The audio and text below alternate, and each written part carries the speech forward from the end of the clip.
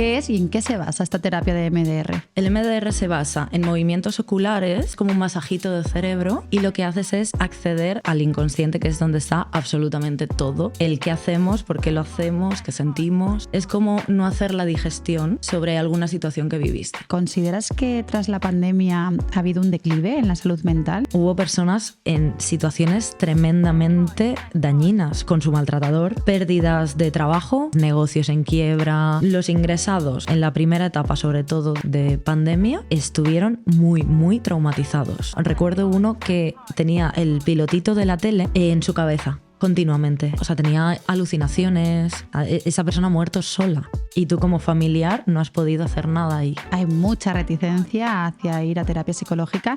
Dinos, Ana, ¿la psicología es una ciencia? Sí, la psicología es una ciencia. Obvio, ha habido personas con malas experiencias, igual que ir al dentista y seguimos yendo, y ahí nos demonizamos. ¿Qué es la inteligencia emocional? Pues es esa capacidad de verte, de entenderte, de leerte y a la vez de gestionarte. Está la creencia esta que odio de como yo lo siento, lo lanzo y me quedo bien a gusto. Pero yo sé que creo que hay personas que realmente piensan que no necesitan ir a terapia porque a lo mejor se consideran felices. Es que vivimos en Jumanji. O sea, yo no creo que haya aquí en este mundo absolutamente nadie absolutamente sano. ¿Y qué nos dirías sobre el burnout? O estar más quemado que la moto de un hippie. ¿Cómo es el libro este de El Club de las 5 de la mañana? No lo he leído. ¿No lo leas? El burnout es...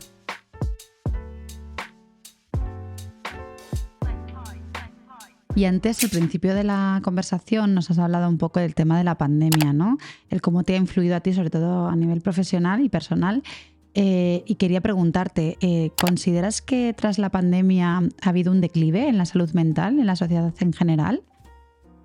Sí, por supuesto, y creo que estamos empezando ya a como a ver la luz de nuevo, porque no que estuviéramos ya libres, o sea, que no estuviéramos confinados no significaba que estuviésemos bien. Es verdad.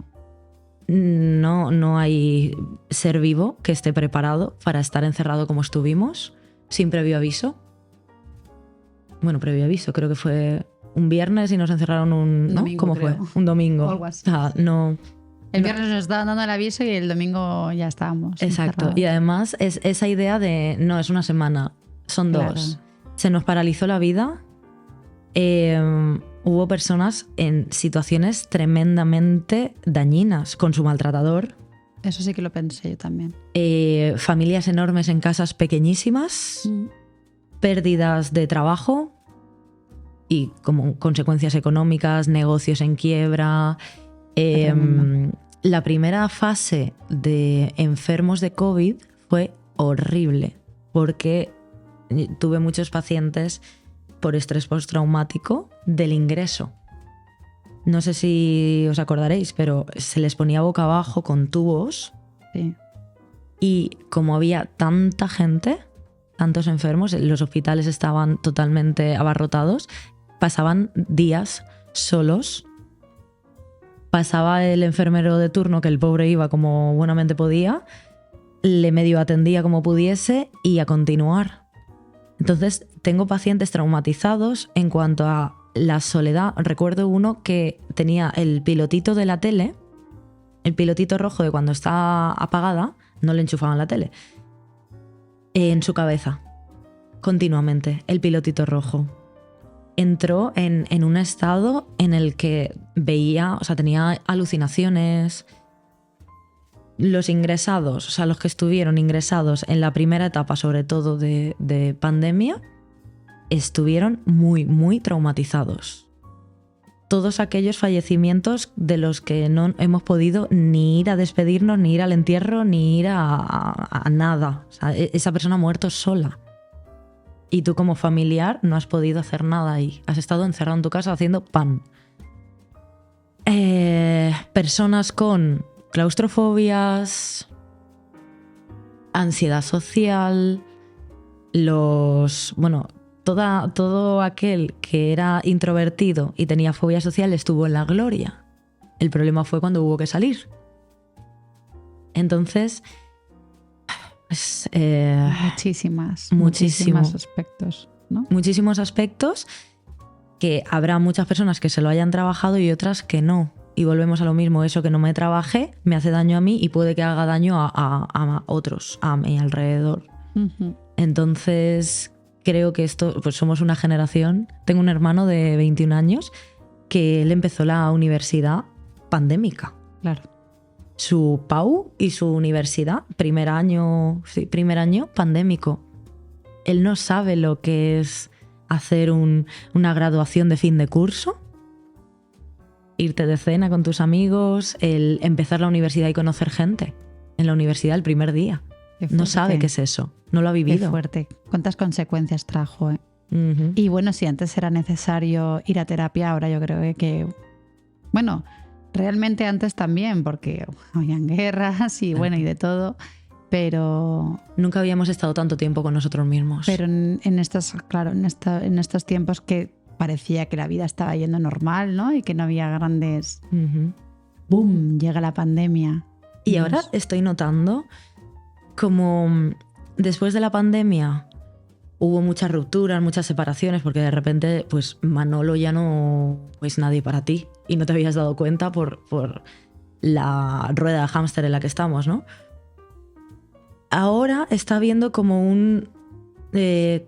como la... no sé cómo explicarlo, como la doble superación, Uh-huh. ¿vale?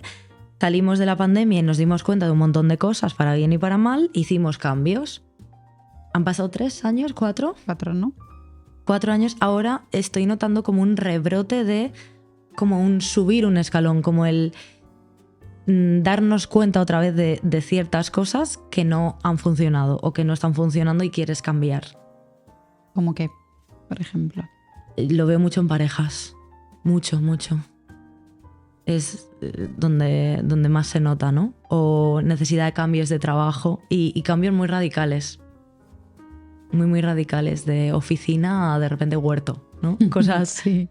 Bueno, yo creo que hubo un boom en compras de casa con terreno, ¿no? Porque, o por lo menos con terraza, porque yo no sé cómo viviste tú el confinamiento, pero nosotros fue en un piso, pero bueno, era un piso grandecito en Alicante y no teníamos terraza, pero teníamos mucha luz por lo menos, pero sí que eché de menos un poquito de terracita.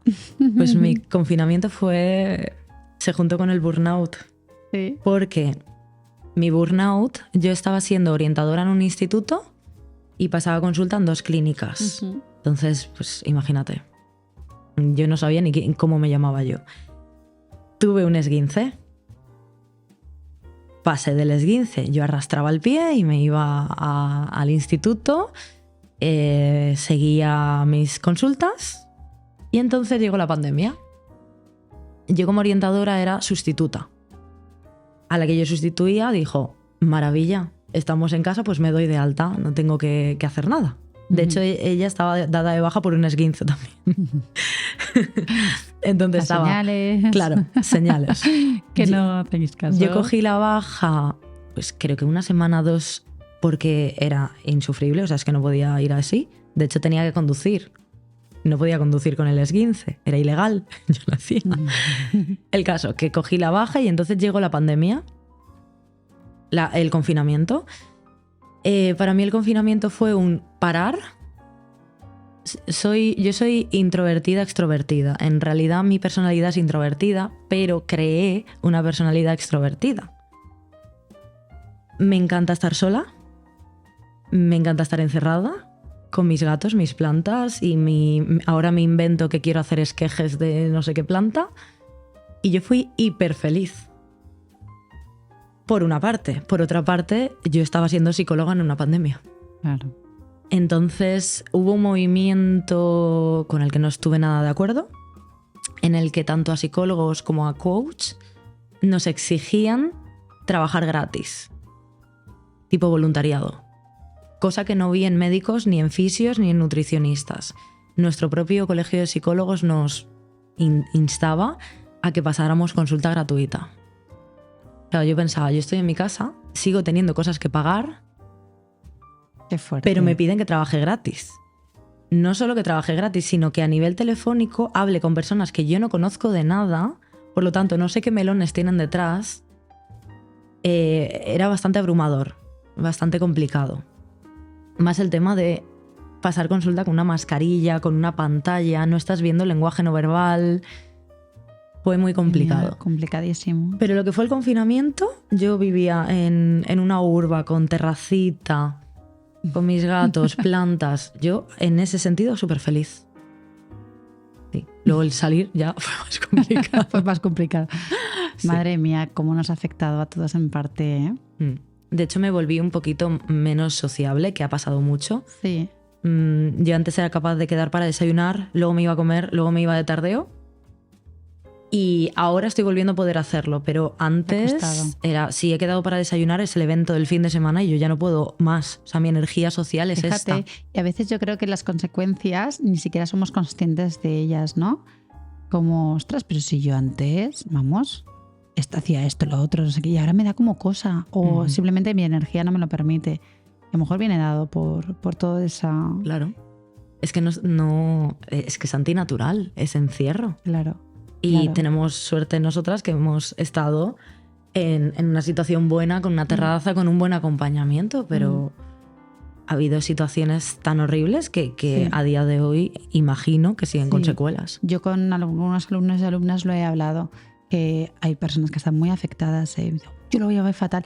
Y ya no por el hecho de tener unas malas condiciones, porque a lo mejor su piso pues estaba acondicionado de esa manera, pero simplemente porque es una persona muy activa y que necesitaba salir. O personas también, muchas madres que me han dicho, es que mi bebé era pequeñito o era muy, muy pequeño, o a lo mejor tendría 4 o 5 años, pero necesitaba salir. Esa actividad de los peques, ¿no? Que tú como madre dices, ostras, es que están en casa revueltos. Y mira que se portaron bien los niños, sí, fue brutal. Pero al final esa energía la tienen que consumir de alguna manera, ¿no? Son niños al final, ¿no? Y ellos lo van notando y son grandes maestros, también te lo digo. Pero al final tú como madre te preocupas por ellos, por ti, por la situación que se está viviendo, por la economía, por la casa, ¿no? También, bueno, madre y padre, los dos. Pero que lo han vivido como mal. Decir, jolín, es que estaba como inquieta, como agobiada, ¿no? No sé, que cada ser humano lo vive de una forma diferente, pero también el hecho de eso, de estar encerrados y no poder moverte, ¿no? Yo noté mucho con los apegos ansiosos. También. Los apegos ansiosos era las videollamadas infinitas, que era como, no tengo nada más que contarte, ya te he contado todo esta mañana. Y los apegos ansiosos sufrieron mucho porque necesitan del contacto continuo. Sí, es verdad, vi un montón de videollamadas con amigos y demás, es cierto. Bueno, yo me acuerdo que me inflé a pelis, a series, creo que me leí 1000 libros, medité muchísimo, porque justo terminé mi curso de mindfulness de 8 semanas, lo terminé creo que un 8 de marzo y nos encerraron el 14 o algo así, ¿no? De marzo. Y me acuerdo que fue increíble porque digo, ostras, meditaba ahí mis 30 minutos todas las mañanas y bueno, para mí fue también una etapa de mucho enriquecimiento personal, pero dentro del miedo, ¿no? Y de la incertidumbre. Exacto. Y